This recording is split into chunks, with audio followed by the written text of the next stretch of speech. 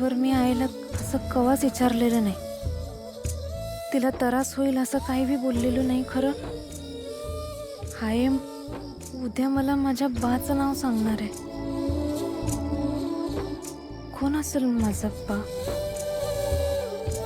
कुठं असेल?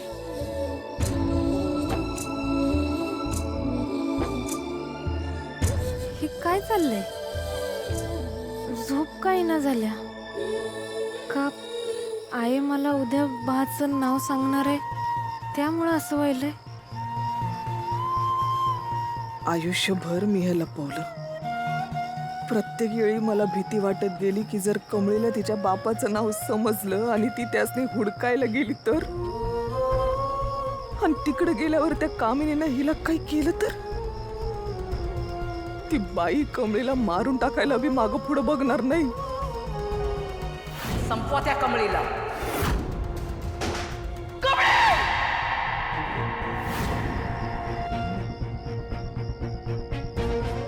मला पडणार ते स्वप्न, तीच भीती होती म्हणून मी हे समजा लपत आलो.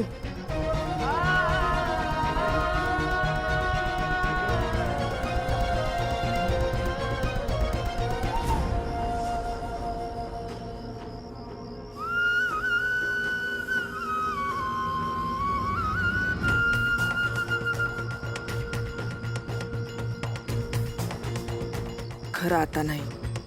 आता माझी कमळी बी मोठी झाली. आता ती सत्याचा सामना करायला तयार आहे. त्या कामिनीचा सामना करायला बी तयार आहे. आता तिला तिच्या बापाचं नाव कळायलाच पाहिजे.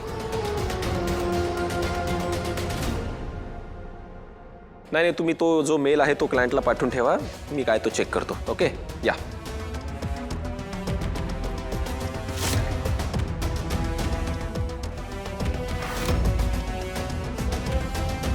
अरे काय झालं? काय झालं? हिम्मत तरी कशी होते रे विचारायची काय झालं? काय म्हणाला होतास? मी सगळं मॅनेज करतो, आईशी बोलतो, आणि खोटं बोललास आईशी. मी खोटं बोललो?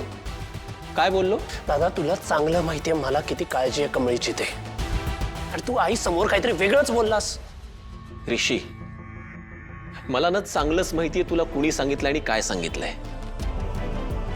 राधिकाला मध्ये मध्ये बडबड करायची काहीच गरज नाही. एक मिनिट, लहान नाहीये मी. मला कोणीतरी येऊन काहीतरी सांगायला पाहिजे, गरज पण नाही. जे आहे ना ते क्लिअरली दिसतंय समोर डोळ्याला.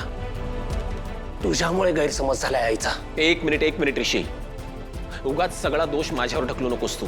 आणि आईशी खोटं मी नाही तर तू बोललायस. हो, आईशी, माझ्याशी, आमच्या सगळ्यांशी. काय म्हणाला होतास रे? हा, मी तिकडे जातो, कमळीला भेटतो आणि लगेच परत येतो. मग काय गरज होती तुला तिकडे थांबायची? कशाला राबत होतास त्या शेतात सांग ना. तू तिकडे काय करत होतास याचं स्वप्न पडणार होतं का मला? एक मिनिट, मी तिथे काय करत होतो हा मुद्दाच नाहीये. तू इथे काय केलंस ना हा मुद्दा आहे. मी तुला स्पष्ट म्हणालो होतो आईशी खोटं बोलू नकोस, आणि तू खोटंच बोललास. हो ना, बरोबर आहे, मी आईशी खोटं बोललो. अरे पण तू जर का आईला खरं सांगितलं असतं तर आईने तुला तिकडे जाऊ दिलं असतं का? नाही ना. हे बरं यार, ह्याला म्हणतात की ज्याचं करायला जावं भलं तो म्हणतो माझंच खरं. आणि यु नो व्हॉट ऋषी, तू जरा जास्तच गुंतत चाललायस त्या कमळीमध्ये. तिकडे गेला असतास, तिला भेटून लगेच परत आला असता, पण नाही. साहेबांना आपली लव्ह स्टोरी करत फिरायचं होतं ना तिकडे. काय त्या गावछापने जादू केली तुझ्यावर खरंच कळत नाही. दादा बास, कमळीच्या बद्दल एक शब्दही तुझ्या तोंडून काढायचा नाहीस तू.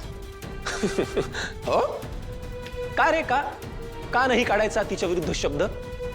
फार स्पेशल आहे का ती? तिचं काम बघेल ना ती, तुझं तू बघ. कशाला टाइम वेस्ट करतोयस? तुझ्याशी बोलण्यात ना काही अर्थच नाहीये.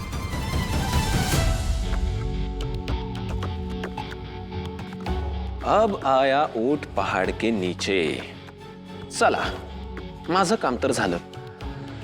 आता आई काय तुझ्यावर विश्वास ठेवणार नाही. हॅलो. हॅलो मॅडम, हो इथं खूप मोठी गडबड झाली आहे. काय झालंय? काल रात्री तुम्हाला किती फोन लावले मॅडम, तुम्ही एकही फोन उचलला नाही. झोपले होते म्हणून नाही उचलला. बोल बोल बोल, काय झालं बोल ना. हो मॅडम, ती सरोज आणि कमळेचं बोलणं ऐकलं होतं मी. ती सरोज बोलत होते की कमळेचं संपूर्ण सत्य गावाच्या देवळात सांगणार आहे. काय? आणि तिच्या बापाबद्दल काहीतरी बोलणार आहे ती. आणि हे सगळं तू मला आत्ता सांगतोयस? त्याच्यासाठी तुम्हाला मी किती फोन केले, तुम्ही एकही फोन उचलला नाही. माझं चुकलं, मी फोन उचलला नाही म्हणून असं सगळं झालं. थोपले होते मी. बरं मला सांग, हे हे जे तू काही ऐकलंयस, नाही नाही स्वतःच्या कानाने ऐकलंयस ना? अहो म्हणजे काय, अहो मी स्वतःच्या कानाने ऐकलंय. ती सरोज म्हणत होती की गावात आज जागर आहे आणि अख्खं गाव तिकडे हजर होणार आहे आणि तिकडे सगळ्यांसमोर कमळीला सगळं सत्य सांगणार आहे. इतकी वर्ष ही गौरी मला घाबरून होती. मग आता असं अचानक काय घडलं? एवढं धाडस कुठून आलं की सगळं सत्य त्या आपल्या लेकीला सांगायला निघाली? नाही नाही, आता नुसती भीती वाटून उपयोगाची नाहीये, काहीतरी दणका दिला पाहिजे. हॅलो मॅडम, आता काय करायचं? सांगते आता असं शांत बसून अजिबात चालणार नाहीये. तिचं तोंड आहे ना कायमचं बंद करायला पाहिजे. ठीक आहे मॅडम, कळलंय मला. ऐक मी येते तिकडे. चालेल मॅडम.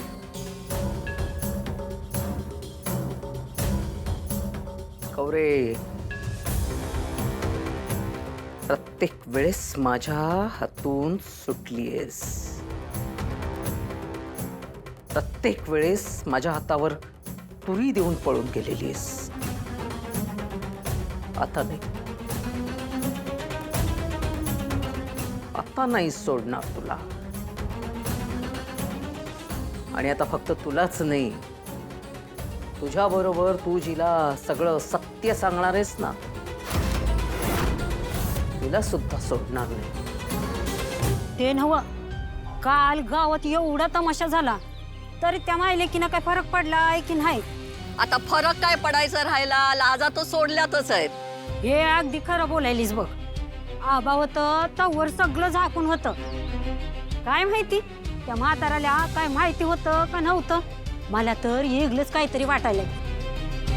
सरूला तरी माहिती आहे की नाही कमलीचा खरा बाप कोण आहे तो?